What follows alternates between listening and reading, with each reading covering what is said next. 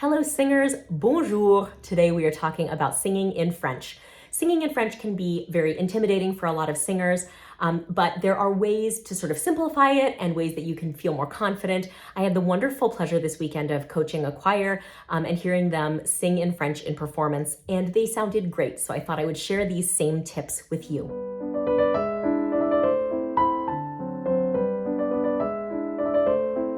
So I want to begin by addressing those of you who have some experience in spoken French. If you studied it in school or you speak French conversationally, please be aware that generally for classical singing, the style that you would be doing in solo classical repertoire or choirs, is most often going to use a rolled or flipped R, such as the Italian r, rather than the French uvularized r sound. So if you're used to singing in français, now I'm going to ask you to sing in français. And if you replicate those two sounds, what you'll feel is that the r is actually much more forward in the mouth, in a place that is closer to where we're trying to resonate our sound, rather than the r. So don't think about la vie en rose, but in fact la vie en rose, and it'll draw that sound forward. That idea of drawing the sound forward brings me right into the most important part of this video, which is the basic oral posture of French. So if you're not familiar with the term oral posture, it's a very interesting idea. It's the idea that every language has a sort of basic position in the mouth. And unfortunately for those of us who, like me, speak American English, our basic oral posture is way back and down in our throats. You can think about the way we pronounce the letter L, la, la, la, la, la, la, that there's this kind of retracted guttural position to a lot of what we say in our spoken language. French, on the other hand, is kind of at the opposite end of the vocal tract. It is very, very far forward and high up, with a lot of activity in the teeth and the lips. Ooh! So I'd like to tell you just a very brief story. When I was in graduate school, I took a masterclass with Pierre Vallée, who's an amazing coach and interpreter of French music. And he recommended that I bring my French pronunciation farther forward. So I said, here. And he said, a little bit more forward. And then I said, here. And he said, a little bit more forward. And I said, here. And he said, yes. Oh, a little bit more forward. So there really is no way to kind of overdo the sort of forward and also high nature of the oral placement of French. It really does kind of move you right to the front of your mouth. Two physical ideas that might be helpful to find this feeling are, number one, to kind of activate the lips more, particularly the upper lip, and most especially in the creation of the O and U vowels. Those sounds, we don't actually have them in their pure form in American English. So if you're used to saying O and U, you're going to need to kind of round the mouth and create that circular lip shape, not hardness in the lips, but that more round shape, O, U. And if you do that, you'll automatically feel the mouth sort of funneling forward into that more forward oral posture. Another great sort of blanket idea, and this was super helpful with the choir that I worked with this last weekend, is to imagine that the opening of the mouth, rather than opening downward, which is anatomically what it does, to imagine that the mouth could open upward. So rather than to imagine like taking the lid off of a box, and you can immediately hear how much brighter that second sound is. Imagining that upward opening of the mouth is going to bring you more in line with that French oral posture. So now I'd like to move into the troubleshooting portion. I'm not going to go through every sound of French and talk you through how they're all spelled and how to make all of them. It's beyond the scope of this video. But I would like to take a moment to just point out a few of the pitfalls that English speakers singing in French tend to run into, so that you can kind of elevate your French and sound closer to a native sound. The first and, is it the most essential? No, they're all important. But the first one we're going to talk about is the neutral vowels at the ends of words. So there are often silent E's in French as there are in English, but when we get to sung or poetically declaimed French, we actually pronounce and elongate that syllable.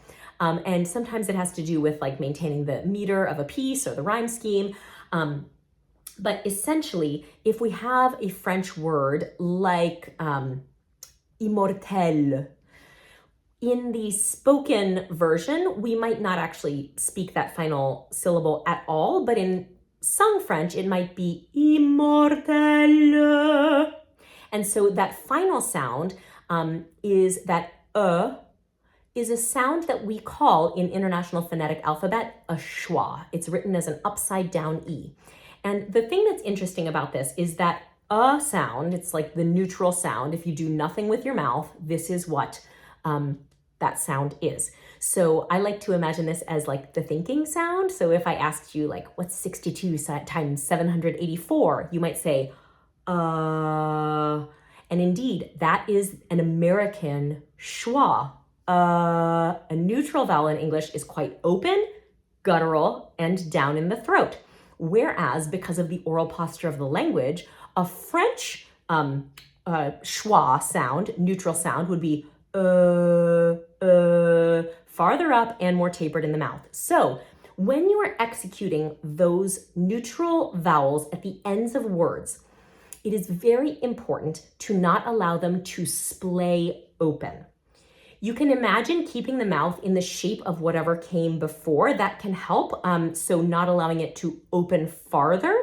So if you had a word like immortel, not allowing it to go immortel. You can hear there that then we start to get this sound, which almost resonates the same way as an ah and is going to really stick out. And a helpful idea here is that a French phrase or a French word like that is going to want to actually taper to its conclusion. So a helpful tip for American speakers of English can be to add a touch of, and just a touch of open U, like look, book, took, that vowel shape to your neutral vowel at the end of a word. So if you're having trouble getting away from immortel, you can imagine a little bit of into the sound, immortel.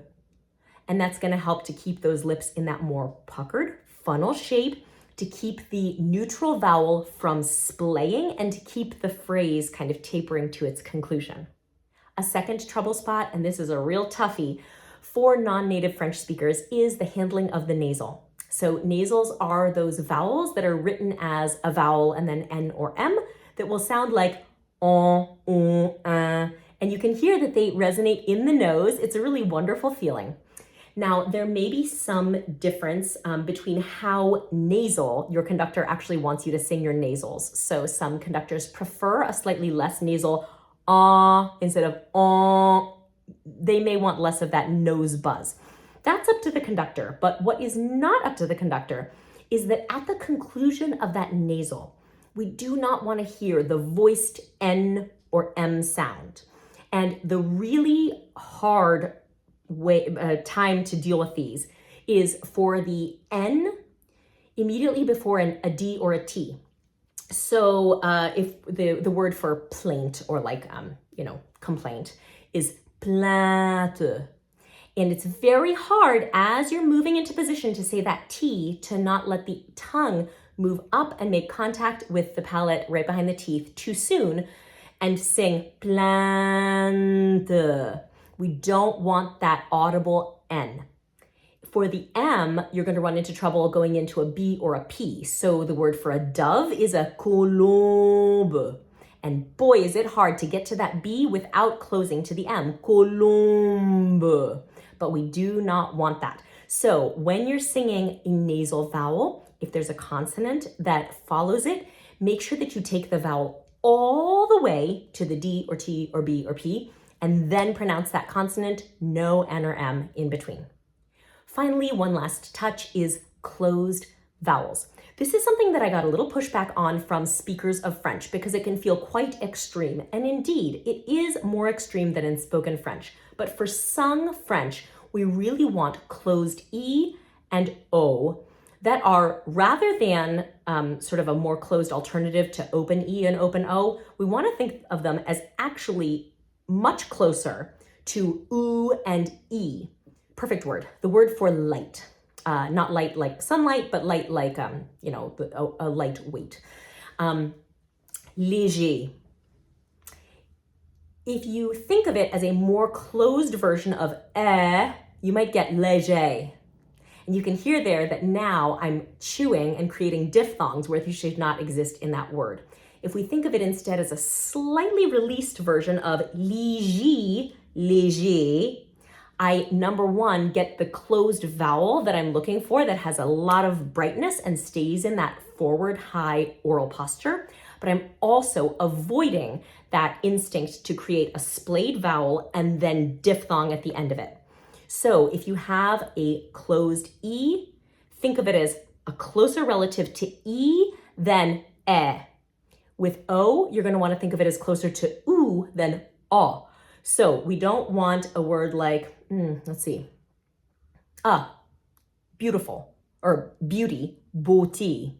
Think of it almost like oo, not beauty, but beauty. And actually, now that I think about it, that's closed O and closed E. What a perfect word. So not closing from O and E to create beauté, but opening from oo-e to beauty. And that's going to really help you avoid your diphthong and create a nice closed vowel.